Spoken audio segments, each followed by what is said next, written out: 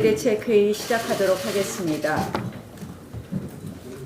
애플이 스티브 잡스가 창안한 스마트 기기의 핵심 기술 아이튠즈를 과감히 버렸습니다. 오늘날 아이폰 전성시대를 연 핵심 축마저 스스로 파괴하고 미래로 나가는 혁신의 모습에서 우리의 정치, 우리 정부가 나아가야 할 길을 한번 생각해 봤습니다. 그런데 문재인 대통령께서 어제도 국회 탓을 하셨습니다.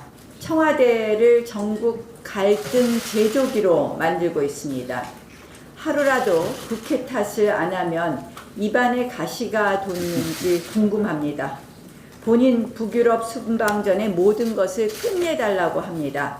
대통령 일정에 국회가 맞추라는 그런 오만한 태도입니다. 이 전국이 지금 교통체증을 겪는 이유, 바로 문재인 대통령께서 일으킨 대형 사고 때문입니다. 날치기 선거법 사고, 공수처 강행 사고 등으로 정치가 나아갈 길을 꽉 막고선 대통령이 바로 우리 정치가 답답한 근본 원인입니다. 솔직한 심정을 하나 말씀드리겠습니다. 여차저차해서 국회가 열린다고 한들 과연 그 국회가 정상적 국회일지, 청와대 심부름 센터가 될지, 민생 국회가 될지, 총선 국회가 될지 걱정이 많이 됩니다. 국회의 문이 열리는 즉시 국민의 혈세가 쏟아질 것이고 상임위와 본회의 의사봉이 그저 청와대 심부름 2년법 통과를 위해서만 두드려지지 않을까 하는 걱정이 굉장히 많이 있습니다. 예컨대 추경안을 한번 보십시다. 추경안은 우리 이미 재해재난 추경은 재해재난 피해 주민들의 손에 쥐어지는 예산이 하나도 없다는 것은 알고 있습니다. 나머지는 총선용 SOC 예산이 있을 뿐입니다. 그리고는 현금 살포성 복지 예산이 있습니다. 그런데 이 추경을 위해서 또 3조 6천억 원의 국채를 발행해야 됩니다. 과연 이러한 추경이 제대로 심사되지 않고 또다시 민주당이 요구하는 대로 민주당의 일방적인 그런 요구대로 추경이 통과됐을 때 결국 국민의 혈세가 또다시 낭비되지 않을까 그런 걱정이 됩니다. 탈원전으로 전력 수급 대란이 우려됨에도 불구하고 전기요금 누진제를 손보겠다고 합니다. 각종 선심성 현금 살포 계획이 국회 앞에 줄줄이 기다리고 있습니다. 기업을 옥죄는 수많은 악법, 규제법들도 쌓여 있습니다. 국회 문이 열리는 즉시 이 나라를 골병들게 만드는 악법의 판도라 상자가 되지 않을지 걱정입니다. 우리 철강산업의 양대 기둥인 포스코와 현대제철 고로가 가동 중단이라는 사상 초유의 또 위기에 봉착해 있습니다. 이것도 우리 경제의 혈액이 멈춘 것이나 다름없습니다. 사실 이것을 이 부분에 대해서 이러한 것을 막기 위해서는 산업안전보건법 같은 것을 고쳐야 될 것입니다. 그러한 것이 국회가 해야 될 일일 것입니다. 저희 당은 이미 국회가 열리면 해야 될 법안들을 이야기했습니다. 앞으로 국회 정상화 과정에서 이러한 법안들에 대한 이야기도 좀 나눠보려고 합니다.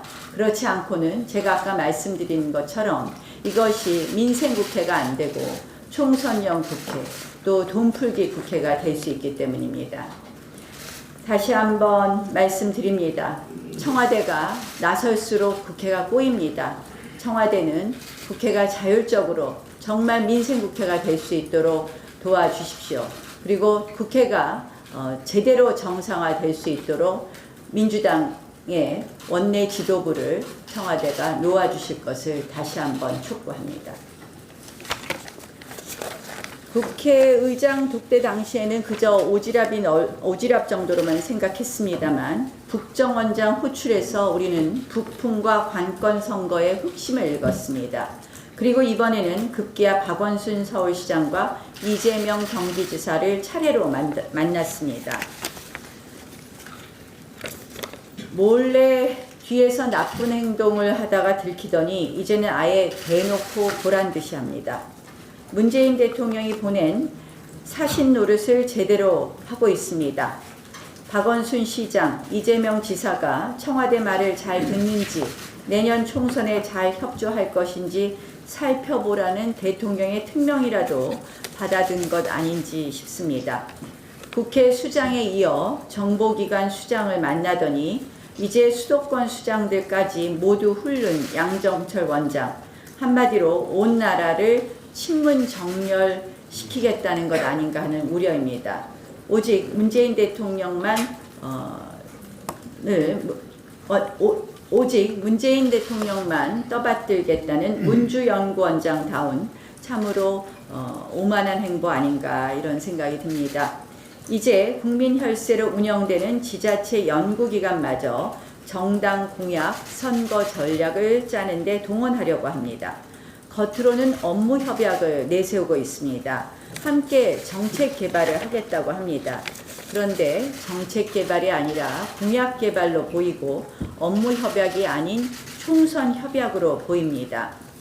국정원장 미래 당시 북풍 관건 선거를 모의한 게 아니냐라는 거센 비판과 논란은 거들떠 보지도 않고 이제 눈치 보지 않고 의식하지 않고 대놓고 각종 기관을 선거에 동원하겠다는 것으로 보입니다. 우리 국민들이 왜 아무런 민주적 정당성도 없는 특정 정당 싱크탱크의 수장이 청와대 정무특보 마냥 전국을 활보하는 것을 바라만 봐야 하는 것인지 답답합니다.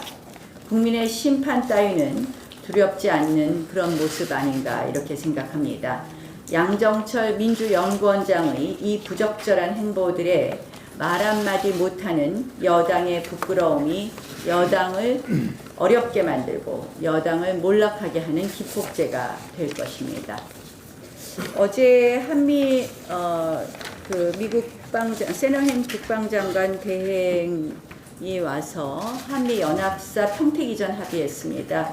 조금 이따 윤 위원장께서 말씀하실 것 같은데 저는 지금 이제 이 미국 측이 사실은 이 연합사의 용산 잔류를 희망했었던 것으로 알고 있습니다. 그런데 결국 양국 정부가 이전에 합의했습니다.